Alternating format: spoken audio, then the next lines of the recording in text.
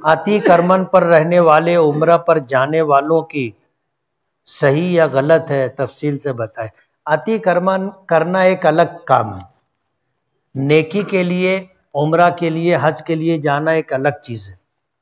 غلط کام آدمی کر رہا ہے اس کا گناہ ہوگا، اور وہی شخص اگر نیکی کر رہا ہے تو اس کا ثواب ملے گا۔ حج اور عمرہ تو کیسا ہے کہ زندگی میں آدمی کبھی کبھار کرتا ہے، نماز تو زندگی میں روزانہ 5 مرتبہ ہے نا، تو یہ خیال کیوں نہیں آیا کہ اتی کرمن والے نماز پڑھنے کے لیے جاتے تو ان کی نماز کا کیا؟ سوال تو یہ ہونا چاہیے تھا۔ اتی کرمن کرنا گناہ ہے، گناہ کبیرہ ہے۔ یہ جو راستے چھوڑے جاتے ہیں یہ راہگیر لوگوں کے لیے، آنے جانے والوں کے لیے، اوپن اسپیس جو چھوڑے جاتے ہیں، یہ خالی جگہ، اوپن اسپیس کے معنی خالی جگہ جو چھوڑی جاتی ہے وہ آس پاس رہنے والوں کی ضرورت کے لیے ہوتی۔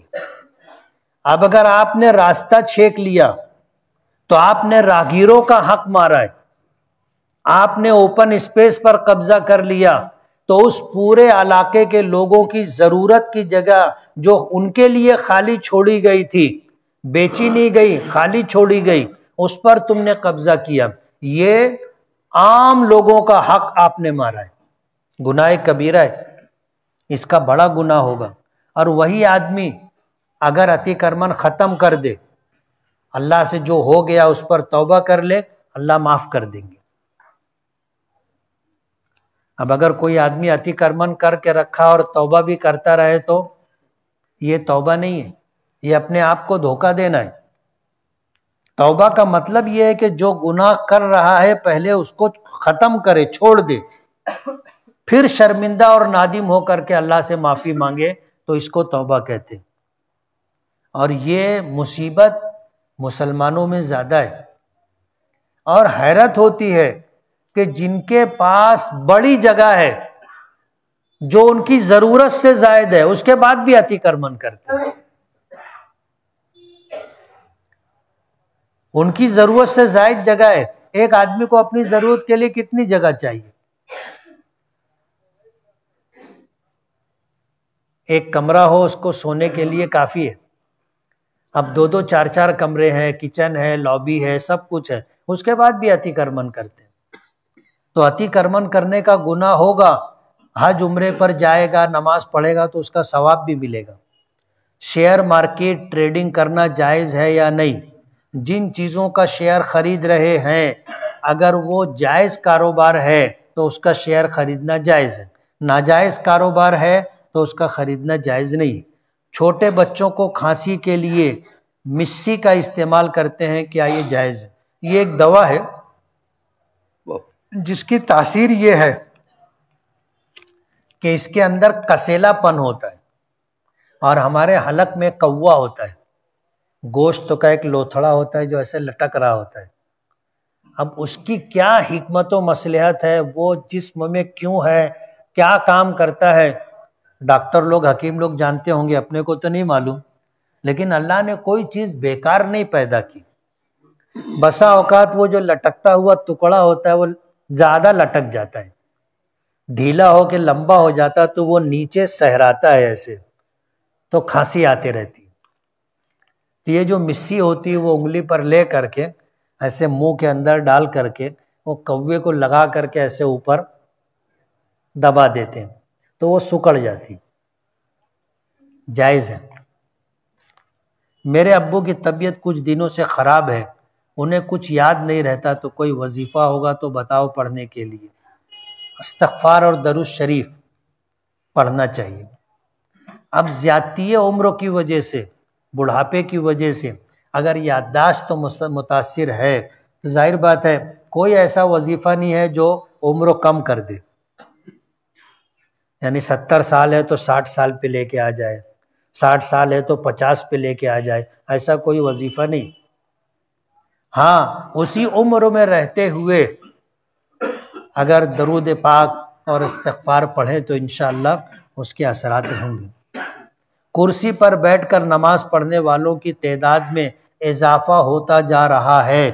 میں نے سنا ہے کہ کرسی پر بیٹھ کر نماز پڑھنے سے نماز ہوتی ہی نہیں ہے، ایسا نہیں۔ نماز میں قیام فرض ہے، فرض نماز میں کھڑے ہو کر کے نماز پڑھنا جس کو قیام کرنا کہتے ہیں فرض ہے۔ اگر ایک آدمی کھڑے ہونے کی طاقت رکھتا ہے، اس کے بعد وہ کھڑا نہ ہو بیٹھ کے نماز پڑھے، تو پھر وہ چاہے کرسی پہ بیٹھ کے پڑھے یا نیچے زمین پر بیٹھ کر نماز، اس کی نماز نہیں ہوگی، اس کا فرض چھوٹ گیا۔ اس لیے بلا ضرورت اور بلا مجبوری کے جو لوگ کرسی پہ بیٹھ کر یا زمین پہ بیٹھ کے نماز پڑھتے ہیں، فرض نمازیں ان کی نہیں ہوتی۔ نفل نمازوں میں قیام فرض نہیں، آدمی بیٹھ کے بھی نفل نماز پڑھ سکتا ہے۔ کیا موبائل کی رنگ ٹون پر کوئی نعت رکھ سکتے ہیں؟ دیکھو، اللہ کا نام یا اللہ کے نبی کا نام، اس کی اپنی ایک حیثیت اور مقام۔ ایسے معمولی کاموں کے لیے اللہ اس کے رسول کا نام نہیں استعمال کرنا چاہیے، یہ احترام کے خلاف ہے۔ جائز ناجائز ایک الگ چیز ہے، لیکن اللہ اس کے رسول کے تعلق سے جو ہمارے دل میں عقیدہ ہے، احترام ہے، وہ بہت الگ ہے۔ اس لیے بعض لوگ جو ہے اذان لگا لیتے ہیں، بعض لوگ کوئی نعت لگا لیتے ہیں، بعض لوگ کچھ اور، وہ نہیں لگانا چاہیے۔ جو کام جیسے ہوتا ہے اس کو ویسے کرنے کا۔ سادی رنگ لگانے کا، کیا لگانے کا؟ سادی رنگ لگانے کا۔ اب ظاہر بات ہے کہ موبائل آیا، کسی کا فون آیا، اس کے لیے رنگ کافی ہے، اس کے لیے نعت پاک لگا لینا، اس کے لیے درود پاک لگا لینا، اس کے لیے قرآن پاک کی آیات لگا لینا، یہ بے احترامی ہے، نہیں لگانا چاہیے۔ ترنگے کا کیا مطلب ہے؟ ترنگے کے معنی 3 رنگ والا۔ قسط واری خرید و فروخت جائز ہے۔ کسی چیز کی نقد قیمت کم ہوتی ہے، لیکن وہی چیز اگر مدت میں دی جاتی ہے تو اس کی قیمت بڑھ جاتی ہے، بڑھائی جاتی ہے۔ اور قسط واری کا مطلب یہ ہے کہ اب تم آج پورا پیسہ مت دو، ہر ہفتہ یا ہر مہینہ تم تھوڑا تھوڑا تھوڑا تھوڑا اتنی مدت میں دو، اس کو قسط واری کہتے ہیں۔ مگر اس میں شرط ہے کہ ایک مرتبہ کسی چیز کی خریدی اگر قسط واری میں ہو رہی ہے تو جو قیمت طے ہو گئی اس میں اضافہ نہیں ہو سکتا۔ لیکن قسط واری میں اگر ایک ڈیو ہوا، ایک ہفتہ اگر اپنے نہیں بھرے تو اس کا بیاج اگر لگ گیا تو یہ خرید و فروخت تو جائز نہیں ہوگی۔ مالیگاؤں کے واٹس ایپ گروپ میں کچھ مخصوص حکیم حضرات کمپنیوں کے ایجنٹ کی طرف سے مستقل پوسٹ چلاتے ہیں، میں بھی دیکھا، حکیم لوگ مٹھ مارنے والوں کے لیے، ٹائمنگ بڑھے اس کے لیے، مردانہ طاقت بڑھے اس کے لیے باقاعدہ وہ چلاتے ہیں۔ ایسے لوگوں کا بائیکاٹ کرنا چاہیے۔ یہ سماج اور معاشرے کے اندر بے حیائی اور فحاشی کو عام کر رہے ہیں۔ جس کو ضرورت ہوگی وہ خود جا کر کے دوا لے لے گا نا، خود جا کے لے لے گا۔ جو آدمی ضرورت مند ہوتا ہے، بیمار ہوتا ہے، اس کو خود فکر ہوتی ہے اور اپنے علاج و معالجے کو لے کر کے وہ خود ہی تلاش میں رہتا ہے۔ لیکن یہ صورتحال جو آج کل واٹس ایپ پر چل رہی ہے انتہائی غلط ہے، بند کرنا چاہیے۔ جس گروپ میں ہے اس گروپ کے ایڈمن کی ذمہ داری ہے کہ ایسا کوئی شخص اگر ہو تو اس کو گروپ سے باہر کریں۔ آپ جس گروپ میں ہو اس گروپ کے ایڈمن کو آپ بولو۔ اب ظاہر بات ہے واٹس ایپ پہ آیا، جن کو ضرورت نہیں وہ بھی دیکھتے نا، جن کو ضرورت نہیں ہے وہ بھی دیکھتے، بے حیائی کی بات ہے۔ اب جو آدمی یہ دوا خریدنے والا وہ بیچارہ چوری چھپے جا کے لیتا ہے، حکیم کی دکان پہ گئے تو پہلے ادھر ادھر دیکھ لیتا ہے، کوئی دیکھ تو نہیں رہا ہے مجھے، اور پھر چپکے سے بولتا ہے کہ وہ گولی دے دو یا وہ دوا دے دو، وہ خود چھپانا چاہتا ہے، اور تم اتنی بے حیائی کے ساتھ ان چیزوں کو جو ہے وائرل کر رہے ہو، بہت خراب بات ہے۔ اس معاملے کے اندر جو گروپ کا ایڈمن ہے وہ ذمہ دار ہے، اگر ان جیسی بے حیائیوں کو وہ نہیں روکتا ہے تو وہ خود جواب دے رہے گا۔ رکشا میں گھر کی گیس بھر کر چلانا قانوناً جرم ہے، لیکن یہاں پر CNG اور LPG پمپ نہیں ہے، اس لیے مجبوراً ہمیں یہ گیس بھر کر چلانا پڑتا ہے۔ دیکھو، کسی حالت میں قانون ہاتھ میں لینے کی اجازت نہیں۔ ہر ایسا کام جس کو کرنے سے جانی نقصان ہو سکتا ہے، مالی نقصان ہو سکتا ہے، یا عزت و آبرو برباد ہو سکتی ہے، شریعت اس کی اجازت نہیں دیتی۔ اب آپ خود لکھ رہے ہو کہ یہ قانوناً جرم ہے، مطلب ہے کہ سرکار نے ایسا کرنے سے منع کیا ہے، آپ اگر کرو گے اور قانون اپنا کام کرے گا تو تم مجرم ٹھہرو گے، اور اس کے بعد مالی نقصان ہو سکتا ہے، عزت و آبرو پر حرف آ سکتا ہے، تو ایسا کام نہیں کرنا چاہیے۔ بڑے عالم دین کا ہاتھ چومنا، بڑے عالم دین سے مصافحہ کرنا اور اس کے بعد اپنے ہاتھ کو چومنا کیسا ہے؟ یہ شرک نہیں ہے، احترام ہے۔ اگر واقعی ہمارے دل میں کسی کا احترام ہے تو ہم اس کی پیشانی کو بوسہ دے سکتے ہیں، اس کے ہاتھ کو بوسہ دے سکتے ہیں، اور مصافحہ کرنے کے بعد اپنا ہاتھ بھی چوم سکتے ہیں، جیسے آدمی حجر اسود کی طرف اشارہ کرتا ہے پھر اپنا ہاتھ چومتا ہے، اس کی گنجائش ہے۔ قرآن شریف میں رکوع اور منزل کس کی ایجاد ہے؟ یہ بعد میں لوگوں نے سہولت کے لیے بنائی ہے۔ مجھے آنکھ کے پردے پر کیا لکھا ہے معلوم نہیں، شکل دھندلی دکھائی دیتی ہے، کچھ وظیفہ بتائیں۔ اللہ تعالیٰ کے ناموں میں سے ایک نام ہے نور۔ نور جو لوگ کچھ لوگ پڑھتے ہیں یا نور ہو یا نور ہو یا نور ہو، اس کو پڑھ کر اپنی انگلی پہ دم کر کے آنکھ پر پھیرنے سے انشاءاللہ فائدہ ہوگا۔ اگر امام کے پیچھے نماز پڑھ رہے ہیں اور غلطی امام سے نہیں ہم سے ہوئی تو سجدہ سہو وہ کیسے کریں گے؟ امام کے پیچھے رہتے ہوئے غلطی دو طرح کی ہوتی، ایک غلطی تو ایسی ہوتی ہے کہ جس کی اصلاح کی کوئی شکل نہیں، ہم نے اگر وہ غلطی کر لی تو نماز ہماری ختم ہو جائے گی، اس میں سجدہ سہو کریں گے تو بھی نماز نہیں ہوگی۔ جیسے امام رکوع میں چلا گیا، ہم کھڑے ہیں، امام کے ساتھ رکوع میں، امام کے ساتھ سجدے میں، امام رکوع سے اٹھا تو اس کے ساتھ، یا سجدے سے اٹھا تو بیٹھنے میں ہم شریک نہیں رہے، یہ ایسی غلطی ہے کہ اس میں ہماری نماز ہی نہیں ہوگی۔ اور اگر نماز میں کوئی ایسی غلطی جس پر سجدہ سہو ہے اور امام کے پیچھے رہتے ہوئے اگر ہم سے وہ غلطی ہو گئی تو ہمارے اوپر سجدہ سہو نہیں ہے، ہم امام کے تابع۔ اب امام کے تابع ہیں، امام سجدہ سہو نہیں کر رہا ہے تو ہم کیسے کریں گے؟ اور اگر ہم امام کی مخالفت کر رہے ہیں کہ امام نے سجدہ سہو نہیں کیا اور ہم سجدہ کر رہے ہیں تو ظاہر بات ہے یہ امام کی مخالفت ہے، اور مخالفت اگر ہم نے کی تو ہماری اقتداء اور اتباع ختم ہو جائے گی، نماز نہیں ہوگی۔ سجدے میں دونوں ہاتھوں کو منہ سے کتنی دور رکھنا چاہیے؟ بازو میں رکھنا چاہیے، اور بازو کا مطلب یہ ہے کہ بازو والے کو تکلیف نہ ہو، سمجھ رہے ہو؟ اپنا ہاتھ قریب رکھیں گے کہ اپنا دونوں ہاتھوں کے درمیان سجدہ کرنا ہے تو اتنی جگہ چھوڑی جائے گی جتنی جگہ میں سجدہ ہو سکے۔ اب ایسا نہیں کہ ہم لوگ ہاتھ ایسے رکھیں، ظاہر بات ہے آزو بازو والوں کو تکلیف ہوگی، تو اس کا خیال رکھیں۔ اشراق کا وقت کب شروع ہوتا ہے، کب ختم ہوتا ہے؟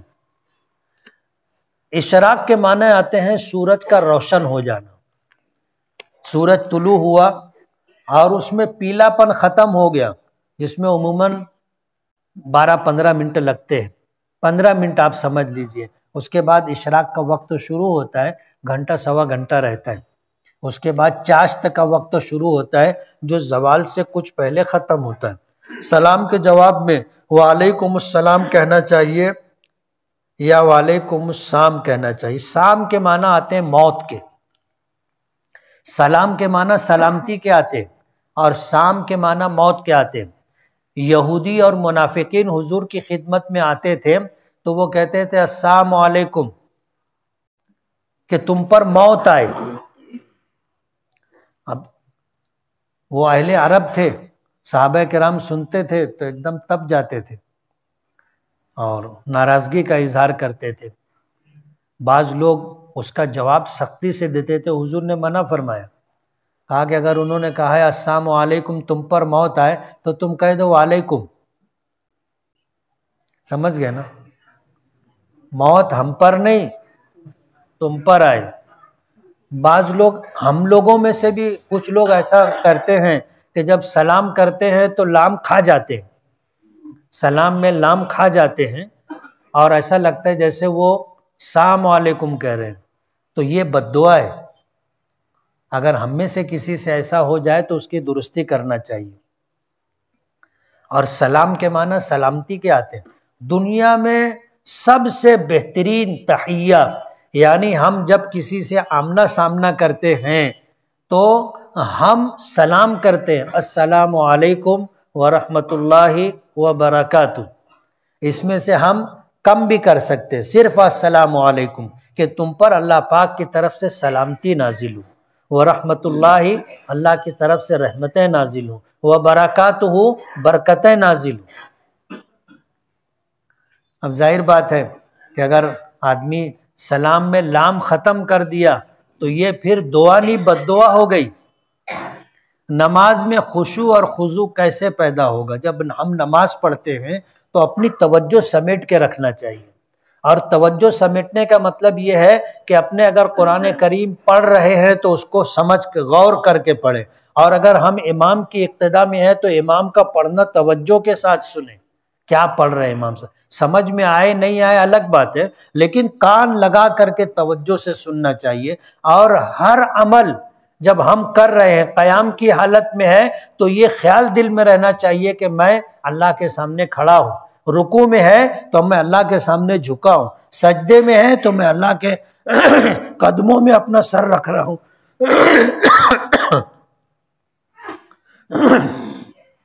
اس طرح اگر ہم اپنے سوچ کو سمیٹ کے رکھیں گے تو نماز میں خشوع اور خضوع پیدا ہوگا۔ کیا بلی پالنا سنت ہے؟ بلی پالنا حضور کی سنت نہیں۔ حضرت ابو ہریرہ جو ہیں، نام ان کا عبد الرحمن تھا، لیکن ایک مرتبہ حضور کی خدمت میں آئے تو بلی کا بچہ ایسے لے کر کے آئے، تو حضور نے ان کو کہا یا ابا ہر، اے بلی والے۔ انہوں نے اپنی کنیت رکھ لی ابو ہریرہ، بلی کے بچے والا ابو ہریرہ، اور آج اسی نام سے ان کی شناخت اور پہچان ہے۔ کیا بلی پالنے سے گھر میں برکت ہوتی ہے؟ کیا بلی کا جھوٹا کھانے سے یا گھر میں رکھنے سے دمہ کی بیماری ہوتی ہے؟ ایسا میں نے سنا ہے۔ اصل میں بلی ایک ایسا جانور ہے جو گھروں میں آتا جاتا ہے، اس کے علاوہ کوئی جانور گھر میں نہیں آتا، لوگ آنے نہیں دیتے، لیکن بلی آ جاتی ہے اور اس کا آنا لوگ برا نہیں سمجھتے۔ حضور نے فرمایا یہ تمہارے گھروں میں آنے جانے والا جانور ہے، اس کا جھوٹا ناپاک نہیں۔ ہماری سہولت کے لیے یہ حکم ہمیں دیا گیا کہ اس کا جھوٹا ناپاک نہیں ہے، مکروہ ہے۔ اس لیے جو ہے بلی اگر گھر میں آتی جاتی ہے تو ظاہر بات ہے تم روکنا بھی چاہو تو وہ کہیں نہ کہیں سے راستہ بنا لیتی ہے۔ اگر گھر میں آ کر کسی کھانے پینے کی چیز میں منہ ڈال دے تو وہ کھانا پینا ناپاک نہیں، لیکن بلی پالنا سنت نہیں۔ شہر مالیگاؤں میں بجلی کے جو نئے میٹر لگائے جا رہے ہیں ان کی رفتار پرانے میٹر سے بہت زیادہ ہے، تو کچھ لوگ میٹر میں سیٹنگ کرواتے ہیں جس کی وجہ سے بجلی کا بل کم آتا ہے، تو کیا ان کا ایسا کرنا درست ہے؟ یہ بات قابل تحقیق ہے۔ گورنمنٹ اس بات کو نہیں مانتی ہے کہ یہ میٹر تمہارے استعمال شدہ یونٹ سے زیادہ بل بتاتا ہے، گورنمنٹ اس بات کو نہیں مانتی، لیکن ٹیکنیکلی طور پر اگر یہ بات ثابت ہو جائے کہ یہ میٹر واقعی تیز چلتا ہے، ہم نے جتنی بجلی استعمال کی ہے اس سے زیادہ یونٹ بتاتا ہے، تو اس صورت کے اندر معاملہ الگ ہے، ہمیں میٹر پھر درست کروانا چاہیے بجائے اس کے کہ ہم اس میں سیٹنگ کریں۔ ظاہر بات ہے اگر قانونی طور پر شرعی طور پر ہم سے زیادہ بجلی بل وصول کیا جا رہا ہے تو جتنا زیادہ ہم سے وصول کیا جا رہا ہے اتنا ہم واپس لینے کا حق رکھتے ہیں، لیکن وہ معیار اور پیمانہ ہم کیسے بنائیں گے؟ اب ظاہر بات ہے سیٹنگ کرنے والا جو سیٹنگ کرے گا، ہو سکتا ہے کہ ہم بجلی زیادہ استعمال کریں اور میٹر کم بتائے، جیسے ہم نے 100 یونٹ استعمال کیا، اب وہ 90 ہی بتا رہا ہے، 80 بتا رہا ہے، یا 70 بتا رہا ہے، یا 50 بتا رہا ہے، تو ظاہر بات ہے کہ ہم نے بجلی زیادہ استعمال کی ہے اور یہ میٹر سیٹنگ کے بعد کم بتا رہا ہے، تو جتنا بتا رہا ہے اتنے کا بل تو ہم بھر دیں گے، لیکن اوپر جو یونٹ ہم نے استعمال کیا اور میٹر نے بتایا نہیں، اس کا بل ہماری طرف بقایا ہے، اور ظاہر بات ہے باقی رہنے کا مطلب کیا ہوا؟ ہم دیندار ہیں، یہاں دیں گے اور یہاں اگر نہیں دیے تو وہاں دینا پڑے گا، اس لیے یہ چوری ہے۔ اگر آپ کا میٹر واقعی تیز چلتا ہے تو آپ میٹر تبدیل کروائیے۔ یہ ایک شکایت عام ہے پرانے میٹر کے تعلق سے، ان کا ایسا بولنا ہے کہ یہ سلو چلتا ہے، اور ان کے نئے میٹر کے بارے میں ہمارا ایسا بولنا ہے کہ وہ تیز چلتا ہے۔ فیصلہ مشکل ہے۔ زید کی دادی کی عمر 85 سال کی ہے، ہر وقت ریح خارج ہوتے رہتی ہے، وضو بناتے ہوئے نماز پڑھتے ہوئے بار بار ریح خارج ہوتی ہے، تو کیا بار بار وضو کرنا پڑے گا؟ نہیں۔ یہ خاتون معذور ہے، اور جو عذر لائق ہے وہ ریح خارج ہونے کا۔ ہمارا دین بہت آسان ہے۔ مسئلہ یہ ہے کہ اگر کسی کو کوئی ایسی بیماری لاحق ہے جس کی وجہ سے وضو کے ٹوٹنے کا حکم عائد ہوتا ہے، جیسے ریح خارج ہونا، عام انسانوں کے لیے باوضو رہتے ہوئے ریح خارج ہوئی، وضو ٹوٹ گیا، لیکن اب اس خاتون کو یہ تکلیف ہے کہ ریح خارج ہوتی ہی رہتی ہے، رکتی ہی نہیں ہے، رکتی ہی نہیں ہے۔ وضو بنائے، اتنا وقت نہیں ملا کہ وضو کر کے آ کر کے نماز پڑھ لے، اتنا وقت نہیں ملا۔ ایسی کیفیت اگر طاری ہو گئی تو یہ معذور ہے، اور ایک مرتبہ معذور ہو جانے کے بعد، یعنی شریعت نے اگر اس کو معذور مان لیا تو اب وضو کے بعد چاہے 100 مرتبہ ریح خارج ہو، اس کا وضو نہیں ٹوٹے گا، وہ نماز پڑھ لے اور ریح خارج ہوتی بھی رہے تو وضو رہے گا۔ زید کے والد زید کو موبائل میں PUBG گیم کھیلنے دیتے، اس پر پاور اور ہاتھ میں کور پہنتے ہیں۔ زید کے والد زید کو یہ سب سامان دلاتے ہیں منع کرنے کے بجائے، اور زید کو بڑھاوا دیتے ہیں۔ ان کا یہ عمل کیسا ہے؟ کیا والد گنہگار ہوں گے؟ ظاہر بات ہے یہ وقت کی بربادی ہے۔ اور PUBG گیم کے متعلق تو یہ آتا ہے کہ آدمی اس میں ہپناٹائز ہو جاتا ہے، اپنی قوت فیصلہ کھو دیتا ہے، اور بسا اوقات خودکشی لوگ کر لیتے، اس لیے PUBG گیم کھیلنے کو علماء نے ناجائز لکھا ہے۔ اب اگر اولاد کھیل رہی ہے تو باپ کو منع کرنا چاہیے، چاہے جائے کہ باپ کھیلنے کے لیے دے رہا ہے تو باپ بھی گنہگار ہے۔ میں ابھی حفظ میں آیا ہوں، سبق یاد نہیں ہوتا، 2 مہینے ہوئے ہیں، میں نے ایک بار بھی سبق نہیں سنایا، کچھ ایسا بتائے کہ مجھے 2 صفحہ 3 صفحہ یاد ہو جائے۔ اصل میں اس چیز کا تعلق آدمی کی قوت حافظہ سے، یادداشت سے۔ اگر یادداشت آپ کی کمزور ہے، قوت حافظہ کمزور ہے، تو سورہ فاتحہ کثرت سے پڑھنے کا معمول بنائیں، اور اللہ سے دعا بھی کرتے رہیں کہ اللہ تعالیٰ حفظ آسان کر دے۔